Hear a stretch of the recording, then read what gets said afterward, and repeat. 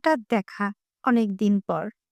এক ফোঁটা দেখা, এক সমুদ্র অভিমান নেমে এলো। চোখে একরাশ বিস্ময়, ঠোঁটে হালকা কাঁপন। তুই বললি, "কেমন আছিস?" আমি হেসে বললাম, "ভালোই।" কিন্তু মন চিৎকার করে বলতে চেয়েছিল, "তুই নেই বলে তো কিছুই ভালো নেই আমার।" সেই পুরনো রাস্তা, চেনা ক্যাফে, সেই টেবিলটায় সব ছিল শুধু আমারই, আমরাই ছিলাম না।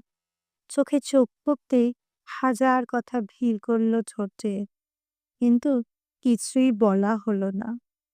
কারণ সময় যেন বাধা দিয়েছিল।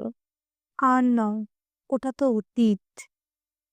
দুটো কফির কাপে ছিল অব্যক্ত অনুভব, না বলা প্রশ্ন।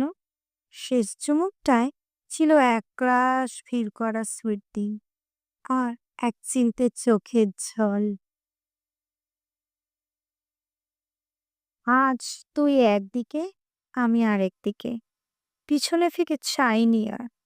জানতাম তুইও চাসনি। কারণ আমরা জানি ভুল সময় সঠিক মানুষকেও হারাতে হয়। তাই হয়তো দুজনের মনেই এই কথাটাই ভিড় করছিল যে শেষ কথাগুলো খুব কঠিন ছিল না কিন্তু। শুধু একটু নরম করে বললেই হয়তো মনটা ভেঙে যেত না এইভাবে। শুধু একটু হাত ধরে রাখলেই হয়তো দূরত্বটা পেরোনো যেত সহজে। কিন্তু না, অহংকার বলল, "আমি আগে এগোবো না।"